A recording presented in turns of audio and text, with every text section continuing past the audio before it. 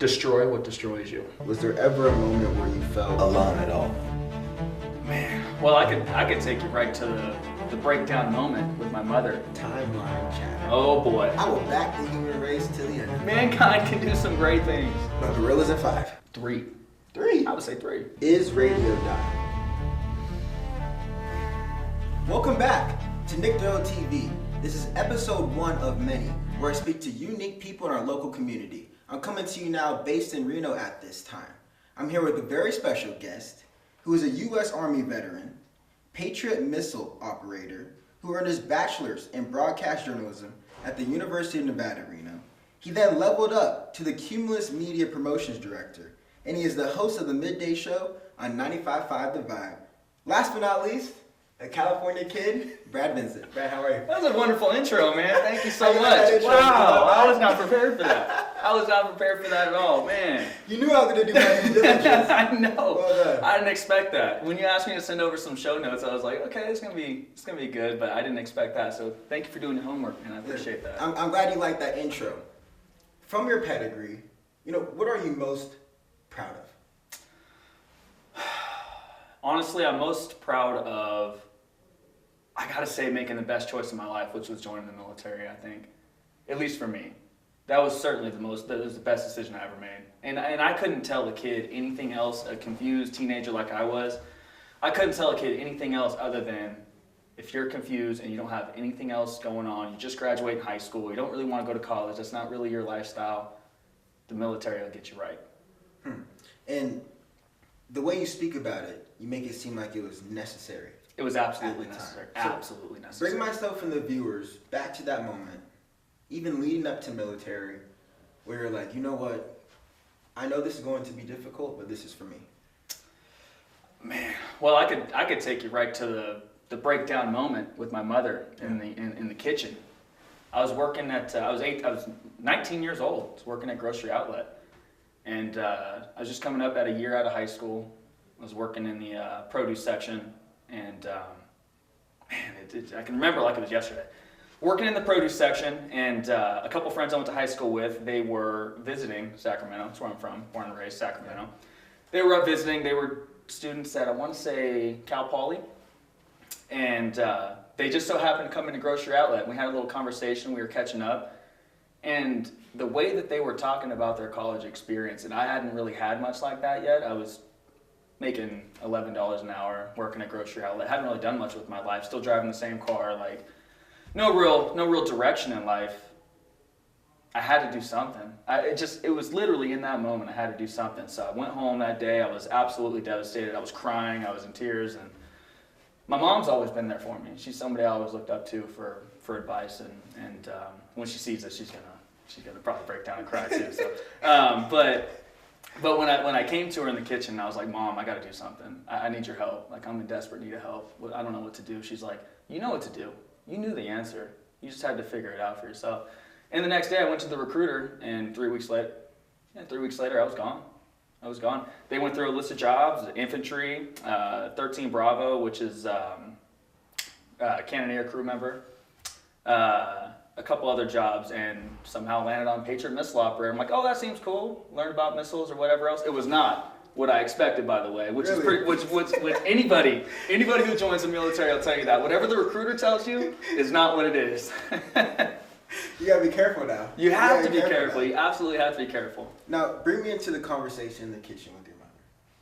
She's telling you that, Brad, you know what to do. Mm-hmm. And we all know that moms know best.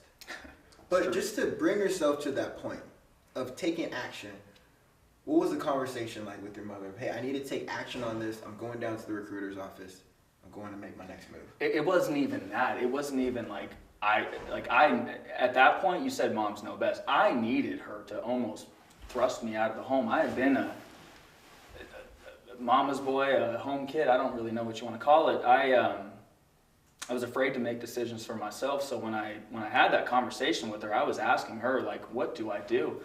And so when she said, you know what to do, you got to go down to the recruiter's office. We had this massive, breakdown, one of the very few I've had in my life, but one of the absolutely necessary moments where everything, all the stress that I was holding inside of me, all of the the anxiety and the nerves, and I don't know what to do with my life, and I'm staying out late at night, and I don't, really have any direction. I don't want to go to college. I'm not ready for that yet.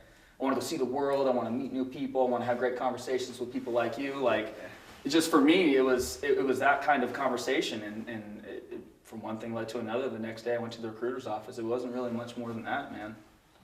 When you say whatever the recruiter tells you is not what you're truly getting into. Yeah. What were some of the biggest challenges being able to adapt from civilian to soldier? First off, my hair, man. Your hair? Looking good, by the way. Oh, thank you. Thanks, buddy.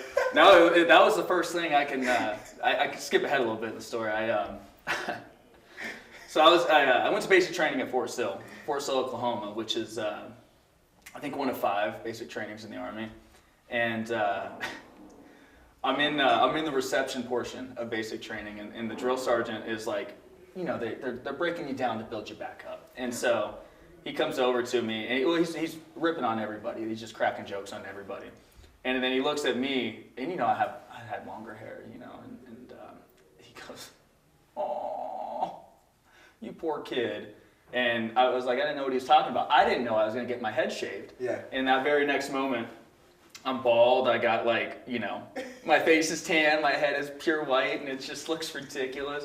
I get sunburned the next day, and I'm sitting there trying to put sunscreen on my head, and I get stuck in my hair, and it was just a miserable experience, but absolutely necessary. Yeah, man, the challenges really was removing myself from the life I had known. I had always had mom and dad.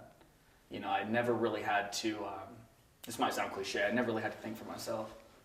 I always had mom and dad to support me. My mom, my dad, my stepdad. I had a bunch of family. So going to that moment where you're on the plane, and that's where it really set in too. What did I just do? When I'm on the plane, I'm leaving Sacramento International Airport, and I'm flying to Oklahoma, and I'm looking out over the clouds, out of the window, and I'm just thinking, the next 10 months of my life is going to suck. I don't know what's going to happen, That's when it really kicked in, and then that first night in the barracks, you're getting smoked, which means you're just doing push-ups and sit-ups, and they're just breaking you down, right? They're starting that breakdown process. It was eye-opening for me. But when you arrived to Oklahoma, of course, you're having to get in line. You're doing endless repetitions of push-ups, sit-ups. Did you know that they were breaking you down to build you back up at the time? Or was that a decision you weren't ready to make on your own to commit to that? No, I knew that. And it wasn't like I was going in completely blind either. I had family. So my great-grandfather was in the Navy during World War II for a couple of years there towards the end. My stepdad was in the Navy, and he was one of the biggest proponents of me going in, the Army at least, or at least going in the military. He told me stories of what it was like in the Philippines and what it was like overseas, and really these raw conversations on the couch, which I'm sure you had a lot of those growing up, right? When you're trying to find out what to do, your parents sit you down and they're like, what are you going to do with your life? What do you want to do? Or, you're a sophomore in high school.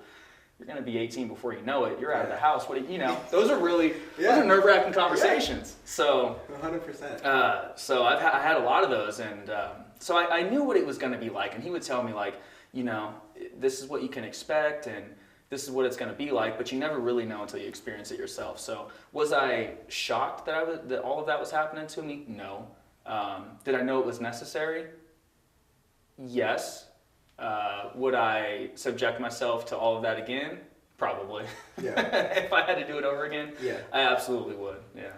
So you miss it? Oh, 100%. Yeah, I miss it every day. Do you miss the military, or do you miss the friends you made?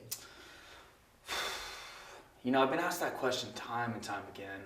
And I feel like I've always given a different answer, but I've whittled it down to, I miss the camaraderie, man. The camaraderie that you're a part of something that's bigger than yourself, and you'll hear that all the time throughout life. But you really are a part of something. You're a part of a mission, whatever that overarching mission is. There's a lot of different missions in the military, but for me, just being able to go through the good times and the bad times, you're always around people who can talk to you, who can help you, and you're always around somebody who's going through the same exact thing that you are. So it's the camaraderie that I miss the most, man. And that's something that when you transition out, you're never prepared for. You're never prepared to lose that, ever. And it's really hard to find once you get out here. Not saying that you can't, but that's why you see, in my opinion, a lot of military folks, as soon as they get out, maybe a couple months, a couple years after, they end up finding themselves going into these veterans groups or going into,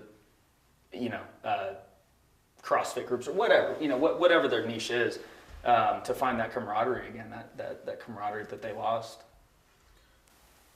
You said that you are able to find camaraderie outside of the military, in regular life. Mm-hmm. Is it challenging to go from soldier to civilian? Definitely. Definitely. I think most Americans or most people who aren't a part of the military, myself included, even close friends that I have who are in the military, when they come back from a trip, they're a tad different. Like, they've seen a lot. Yeah. And they've seen stuff that I couldn't relate to, or they're not able to share with me at the time. When you came back from the military into civilian life, was there ever a moment where you felt alone at all? Oh, gosh, yeah, absolutely.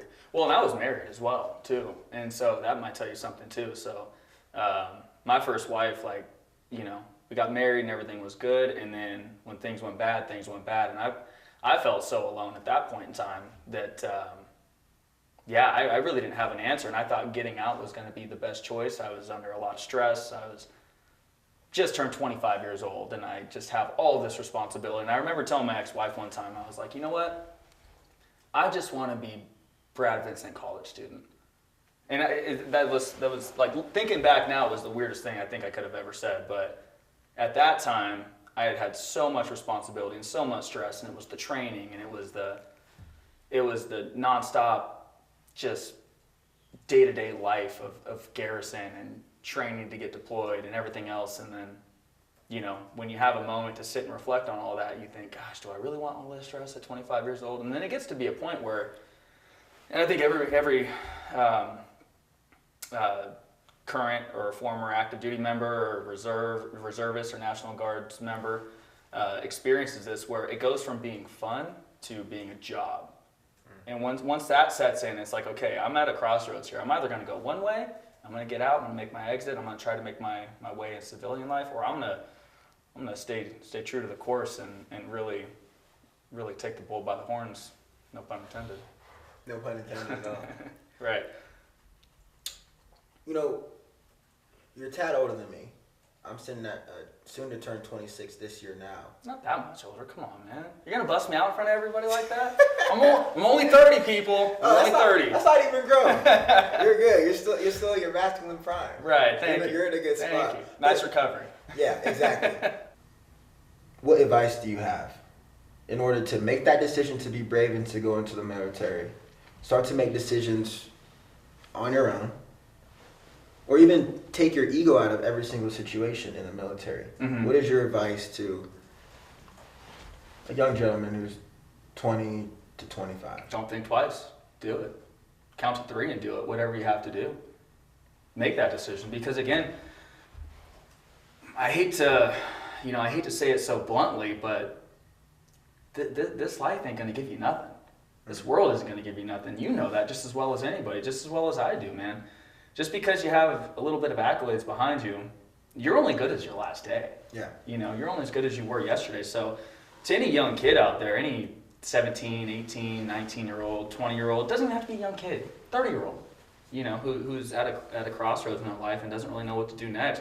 If you're seriously considering the military, stop considering and do it. Absolutely. And I might be a bit biased. I might be, but you're never going to set yourself up for more success than all of the benefits and all of the friendships and all of the conversations and experiences you're going to have if you don't take that leap of faith. So you got to have faith in yourself. 100%. People lack that nowadays. I think so. And not to say that I don't lack faith in myself sometimes. I certainly still, to this day, I'll have to give myself pep talks in the mirror. I'll still do that stuff all the time, When I'm in the gym, I'm doing that. Like, it's not like I don't, like I'm not, like I don't fall into that situation. But for me, I think if you're seriously at a point in your life where you don't know what to do next and you think, well, maybe the military is an option, go talk to your recruiter. Go talk to family members who have served, friends. You know, there's a lot of different veteran organizations out here that will answer any question you need, and there's so many resources, and there's free college, free travel. Dude, if I would have stayed in another couple of years and saw a few more countries on the government's dime rather than mine, I'd be a lot wealthier of a man right now. You like to travel? I love traveling, man. There's nothing like experiencing a new culture. Nothing like it. Yeah. I want to pivot topics a bit. Okay. You mentioned something about getting that pregame, or to give yourself a small conversation to hype yourself up. Oh, yeah, yeah. You're in charge of being on top of pop culture, on top of the latest tunes, and entertaining people during that midday hours of the day. Right. On 95.5 The Vibe. Thanks for that plug. Do you... Middays 10 to 3. Do you give yourself a pregame talk? And what is your pregame, before you go on air, what is your routine? Because folks are curious. Yeah, that's true. Because you have to go into that booth and you're almost entertaining yourself. That's really what it is, too. That's Talk to really me about that. That's What's your really what it pregame? is. I mean, so you know how it is. Sometimes, some days, like, you're lacking motivation. Some days you're lacking topics, right? So it's tough. And if I'm having a bad day, if I wake up on the wrong side of the bed, I wake up in a good mood every day, by the way. I swear I do. But some days, you know, Me too. some days things just happen and it gets to a point where, like, I can't do today. I can't life today. I need to go home and wrap myself up in bed and just stay away from everybody. The pep talk I like to give myself is actually something that my program director taught me. It's just something that he started saying to himself. He learned it while he really got into fitness, and it's destroy what destroys you. Think about that. Like, think about the impact of those words. Destroy what destroys you. Whatever it is, whether it's your anxiety, whether it's your financial problems, whether it's your inability to communicate, whatever it may be. Apprehensions towards certain things in life, destroy what destroys you, man. And I will verbatim say that to myself every day. Absolutely every day. Before I leave the house. What are you destroying that destroyed you? Man, absolutely everything. Because everything I just listed off, I have issues with. So Welcome to being human, right? Right, exactly. Welcome to being a human in 2025. So after you wake up and you hit yourself with reality, destroy what destroys you. I don't feel like doing it today, but I have to. You have a duty to fulfill. Mm-hmm.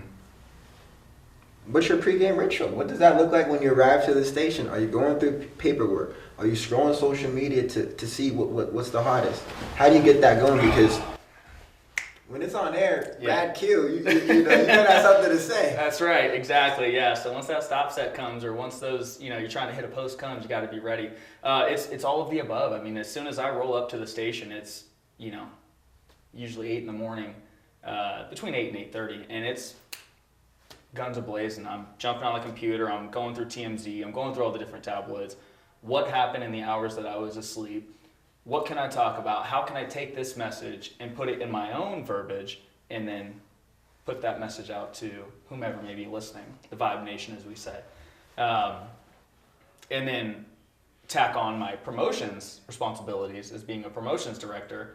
I'm also talking to a lot of our clients. How can we make the brand of your company better? What can we do? What kind of social media can we do? What kind of message do we want to put out? I mean, there's this industry, and I know you know this probably better than anybody. This industry is so complex, and it's not just talking into the microphone. It's not just when that on-air sign comes on. There are so many things that happen behind the scenes that really makes you question, what was I thinking? Yes, sir. But Yes, sir. at the end of the day, if it's what you love to do, if it's what you're good at, if you're a talking head like the both of us sitting here, you find a way. you find a way to get through it. So So to answer your question, my routine is, though it's not really a routine because some things change every day, but a lot of it's breezing through the tabloids. Usually I don't go on air until I have at least 2 cups of coffee in me, so I'm a little bit charged up. There might be a situation where I'm doing a break, and this is a little bit of behind the scenes. I'm doing a break, and I only have 10 minutes until the next break. Well, I got to go answer a couple emails, or I might have to jump on a Zoom call for 5 to 7 minutes. I mean, it is literally like that. So, yeah, do I have a routine? Yes, but is it often broken? Yes. Yeah, that's fair. At least you're able to be malleable. You're Yeah. able to adapt. I mean, that's falling back on your You training. have to. Well, you're falling back on your Sure, training. yeah. But absolutely. And it's not something that you can learn in school. It's not something that you can read out of a book, right? I mean, you really have to just experience it, you know? Yeah, 100%. Let's talk about the industry. Okay. It's complex. Huh. It's moving away from newspapers. Oh, yeah. Folks are moving away from getting information from the mass media machine, which is going home, watching the TV, turning on the TV through cable. It's challenging to build your audience outside of just the folks who watch cable. Right. So I try and take matters into my own hand and build my personal brand on social media platforms. You're doing a great job, by the way. I I see what you're appreciate doing, that. man. No, absolutely. And this is not just for the cameras, by the way. No, like Appreciate that. this guy's incredible. Thank you so much. Yeah. You're a man of the streets for sure. You know what's going on. Voice of the people. I like to connect and build mutual rapport with everyone I speak to. It's Right. good. That's the best way to be. My question to you, is radio dying?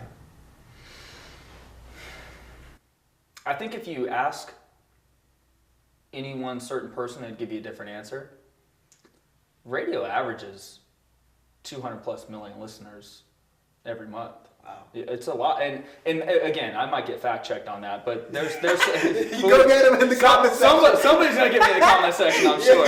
Somebody's gonna get me. Like talk about this day and age, right? Everybody has a voice, and everybody's gonna comment on something. They go get you in the comment Right, section. somebody's gonna get me, but What do they say in chat? Yeah, go ahead. right, exactly. But here's the thing, man. What I will say is, I actually talked about this on my show a couple weeks ago.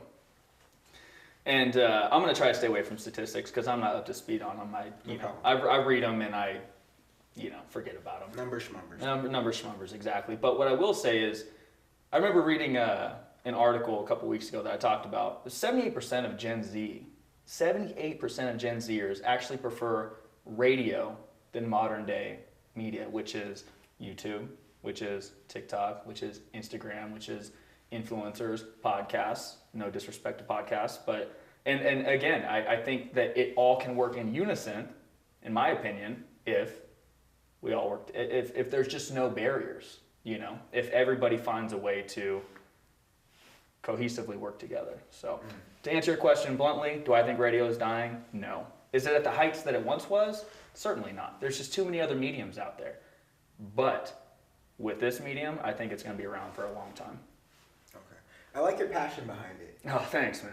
Yeah. Yeah. Well, if you're not passionate about something, how are you going to talk about it, right? How are you going to do it? 100%. 100%.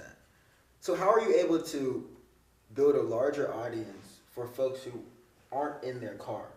For someone who's naive to radio, are people listening to radio nowadays outside of their vehicles? Oh, there's a ton of ways, yeah. Talk to me about that because, of course, there's different streams and stuff. Mm-hmm. But how are you able to continue to build the Vibe Nation? Well, it's a lot of what you're doing. It's remote broadcasts. It's pushing our apps. It's yes, we do have to be on Instagram. We do have to be on TikTok. We do have to have some sort of social media presence. It's not just crack the mic and talk away and people are going to come and listen. You have to incentivize people, and you have to show that you are a real person. One of the best things I ever learned actually was, if you're going to be in this business and if you're going to try to be relatable, listeners want you to be like them. They want to know that whomever they're listening to, whether it's Brad Vincent, whether it's Nick Doyle, or whoever's behind the microphone, if you ever get in radio, please come over to us. We'd love to have you. You got to be able to describe yourself as somebody that is very closely associated with whomever your listenership is. So, yeah, it's tough, and believe me, it's not easy. And it really adds an additional layer of work when it comes to having to be a influencer, if you want to call it that. But it's definitely something that's absolutely necessary, especially to keep yourself relevant as a talent. Being you have to stay on top of all these trending topics, I wanted to talk about some trending topics with you. Okay. This segment is called Timeline Chatter. Oh boy. All right. I want to know what's on Brad Vincent's feed. Oh, jeez. I want to go through a couple of topics that you might have an answer for. Okay. Folks are talking about aura nowadays. Aura? Aura. They're talking about aura, like the way you carry yourself, how people feel when you walk into the room. Okay. What's Brad Vincent's aura when you step into the room from the pedigree that I listed off and the accomplishments that you have? And yeah, I want to know, what aura do you think you have? What is your perception to the public, even to people here in Reno? So for myself, when I walk into a room, I definitely am. I don't walk in thinking I'm the smartest person. I don't walk in thinking I'm the most influential person. I walk into a room thinking, what can I learn from somebody? Yes, you list off my accomplishments, and I very appreciate you doing that. But man, if you're not humble enough to realize that there's always somebody out there that's better than you, you're never going to be a better person for yourself and everybody else around you. So when I walk into a room, when I walk into this room, I'm thinking, what can I learn from Nick Doyle today? What is he going to teach me?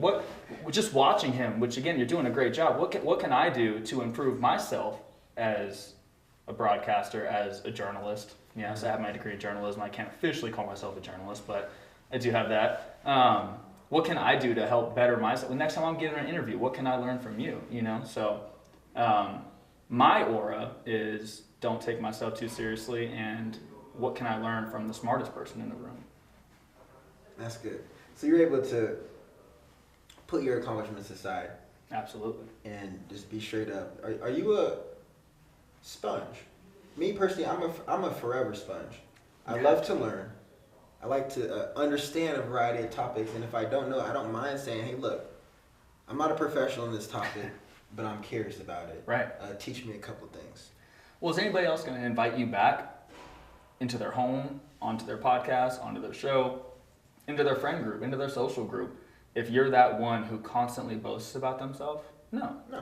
But if you're a forever sponge, if you're always trying to soak something up and learn, even if you don't agree with it, if you can listen to varying opinions, if you can insert yourself into social situations that you might not necessarily be comfortable in, and you can hold your own weight, I think that that's the best situation to be in.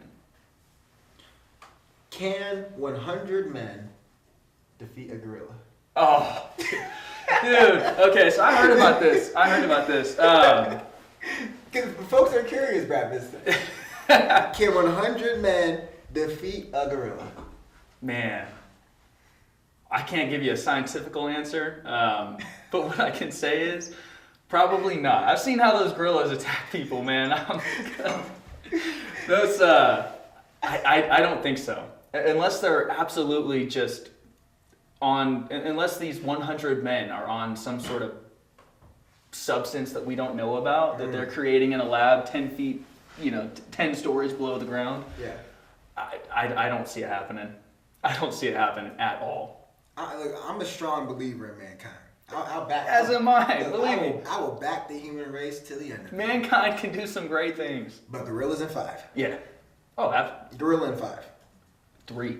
3. I would say 3. Absolutely. We have no chance. No weapons, right? You can't use weapons. You got to use your bare fists. No way. There's no way. So say you and I are going to combat with the gorilla. Okay. It's you, me, and 98 other people. Say we have the game plan to rush them in waves of 20. Which wave are you going into? I'm going in. Are you in the back? I think I'm in the absolute back. Yeah. The weaker that gorilla is, the better chance I have. You are a Patriot missile operator. Dude, I don't have missiles in that situation. You can't put me into ECS and expect me to hook my track and, and fire away. So you're staying towards the back. Absolutely, dude. Me too. Yeah. I ain't gonna lie. There's no way. I'll let all the gung-ho, rah-rah people go first. If you want to save the world from a gorilla that's going to kill you, that's one thing. I'm going to stand behind and, maybe you're going to weaken it up for me. Wow. And I'll go for the eyes or something. I don't know. NFL draft just passed by. Oh, boy, yeah. And Shedeur Sanders got passed by 143 times. He was the... Didn't expect it. Did not expect that. To the Cleveland Browns. Son of the great Deion Sanders. Prime time. Shedeur, it's perfect time. Dallas man. Cowboys great, prime time. So, how come you like the Cowboys, right? Love Cowboys. Tried and true. Could he fit in that system? number one? I'll ask you that. Briefly answer that. What? I don't think so, because I don't think Deion Sanders would let Shedeur go there because of having to deal with Jerry Jones. Wow. Personally. I mean, look, Jerry. And again, this might get me in trouble, or the comment section might blow up on this, but look, Jerry Jones is trying to be the owner, he's trying to be the general manager, and he's trying to be the head coach, right? Why have we not been successful since 1996? 96? Last Super Bowl. Don't you guys have the biggest wallet? You would think. But again, I really think in the Cowboys organization, we can't get out of our own way. You know, so could Shedeur fit in that system? Yes, if a lot of things happen, but is that the best system for him to succeed? I don't think so. Do you believe that NFL owners formed against him? Formed some alliance behind the scenes against him? Well, we talked off camera about that. I think so. I think it was. Yeah. I really do.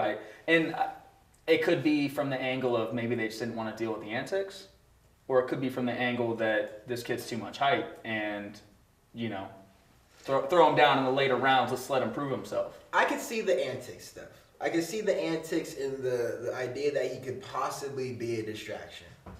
But what is the difference from him promoting himself versus every other NFL player or college player who promotes themselves to the fullest? Should he have waited to sign the NFL check first? Because there's a bunch of people who run their mouth and talk their talk the same way he does. I think and he walks it too. I think the biggest difference is his last name. His last name Sanders. My personal belief. Wow. I really I think that's all what it is. You think that did it to him? I think that did it to him. Yeah. So for something that was supposed to be a gift, I think it's cursed? I think so. I would have to say, because again, if he's any other player, wow, any other player, right? He's going to go into the NFL draft. He would have been first round, I think.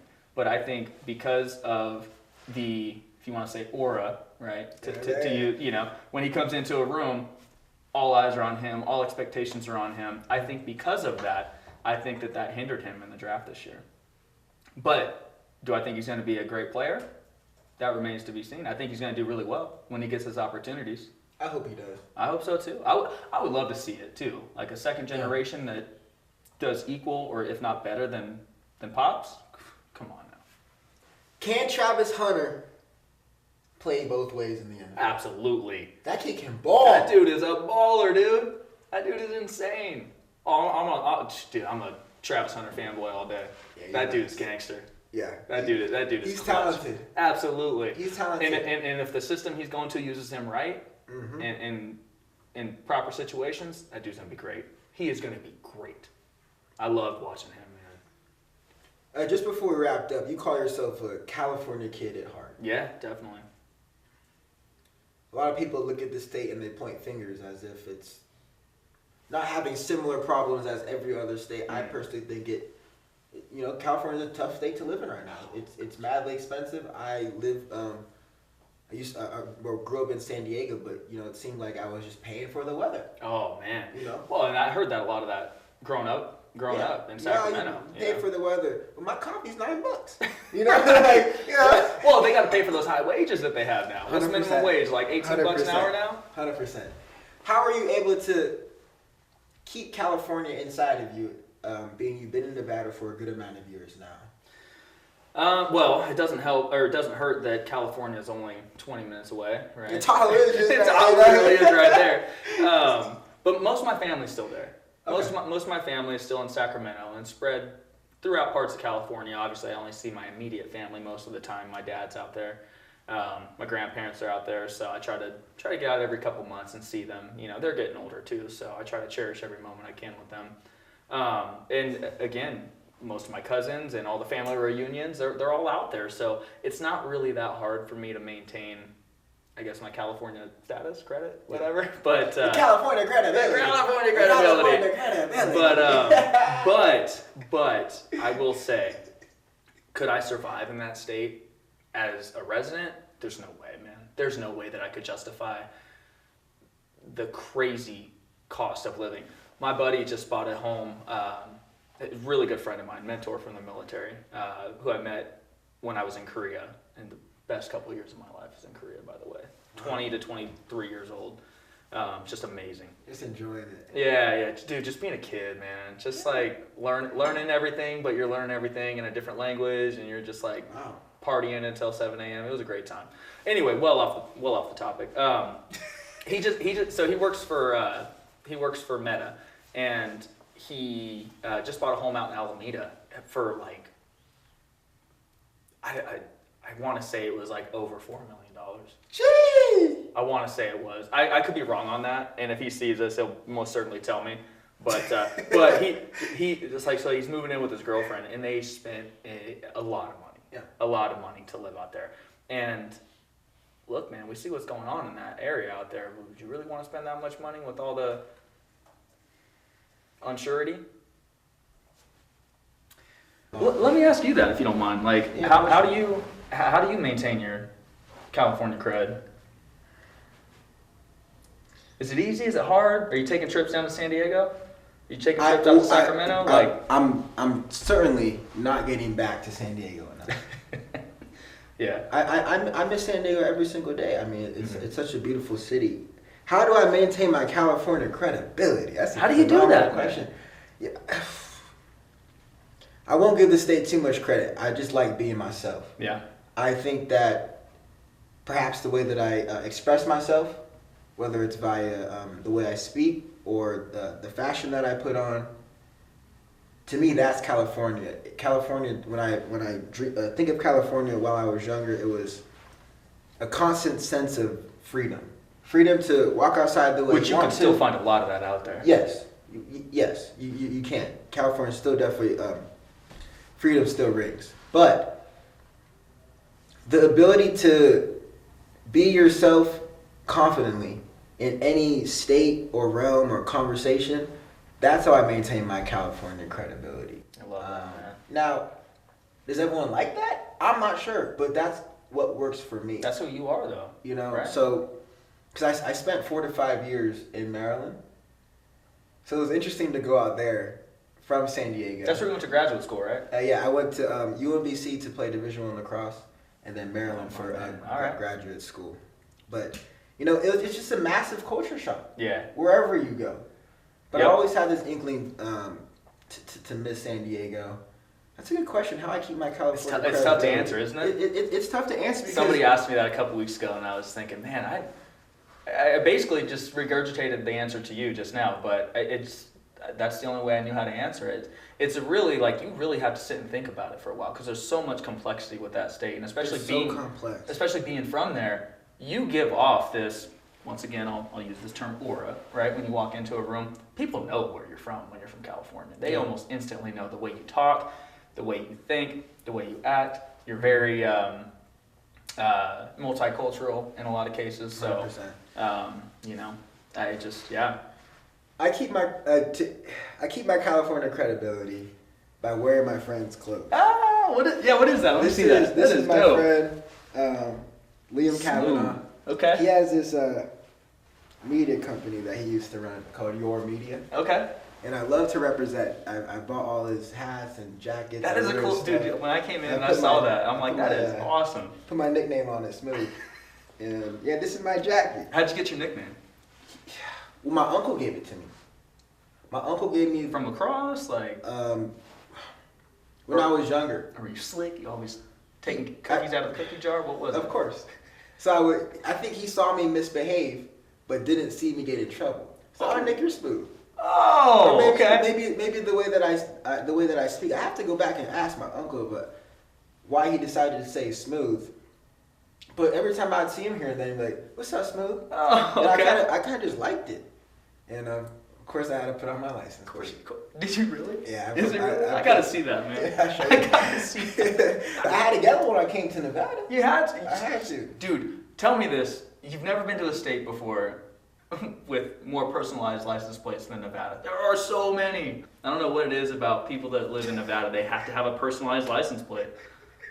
I certainly don't. I don't even have a veteran's plate. I see a lot of those too. You should get a veteran's plate. No, I'm not gonna do that. They want it?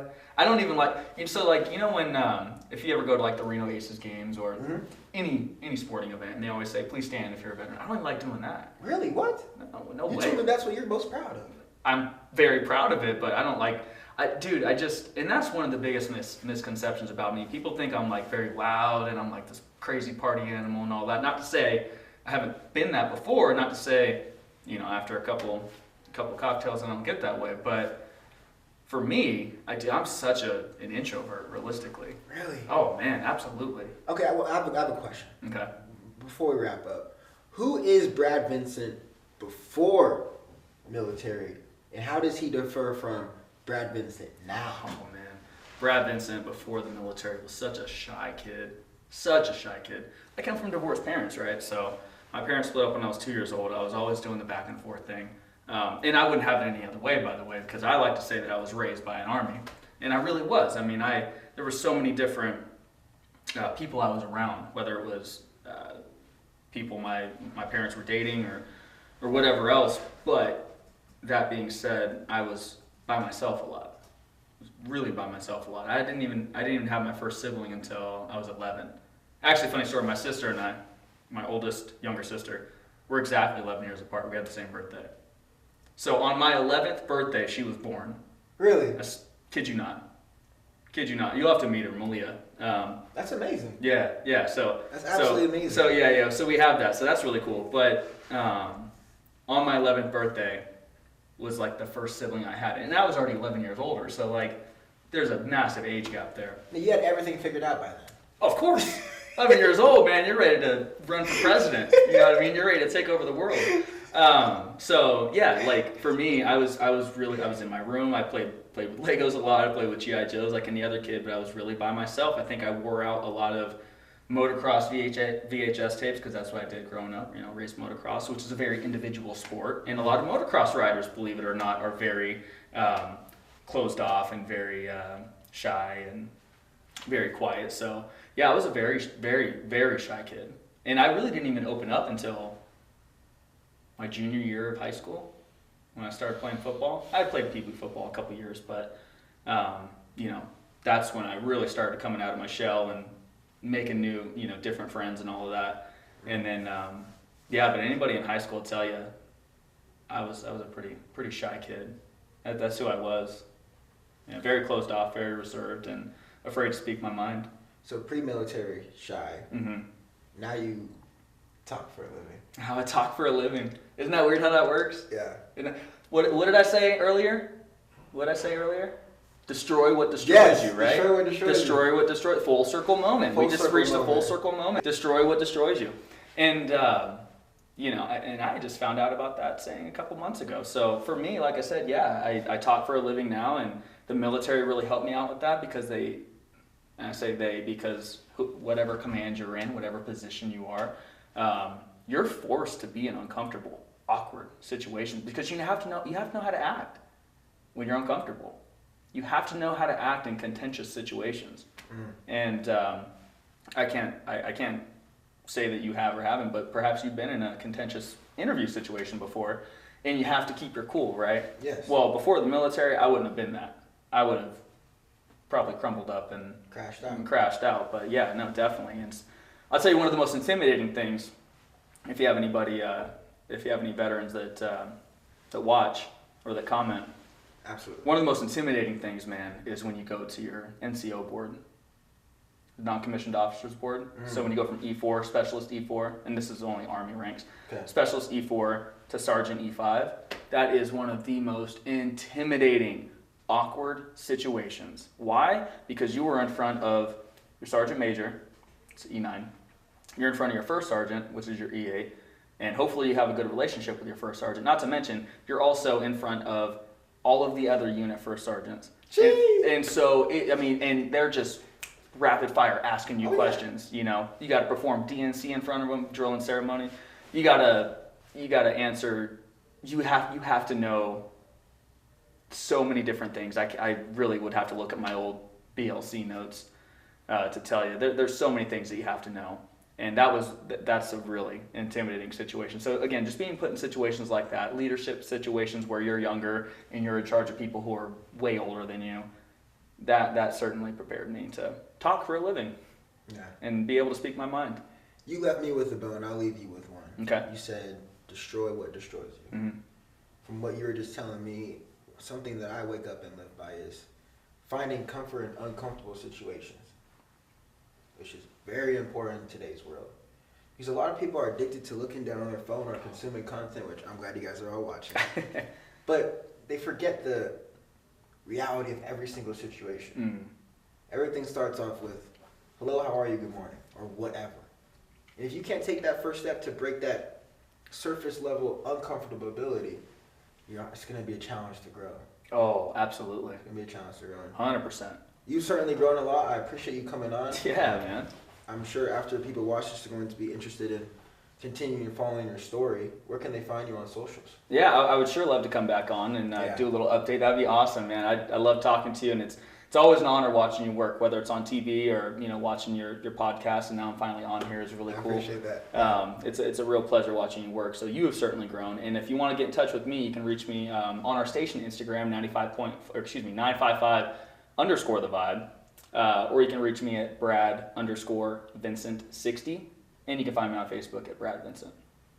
I'll be sure to put all those Please do, in the description. Yeah. Hopefully people seek out and come find you. We're both over here in Reno. Absolutely, trying to conquer the city. We're trying, man. Trying to evangelize the good world. It's trying to break through the good old boys club out here, man. It isn't easy. It definitely builds character. I appreciate it. It certainly does. Thank you for coming on. I appreciate it. It was a real pleasure watching you work. Yeah, absolutely. It really was. As well, thank you all for watching Nick Doyle TV. We'll be back with many more episodes just like this with more unique people in the community. Be sure to check out Brad Vincent on 95.5 The Vibe. He's the host of the Midday Show. 10 to 3. We'll be back to you guys more with more content. Take care. Back to pack.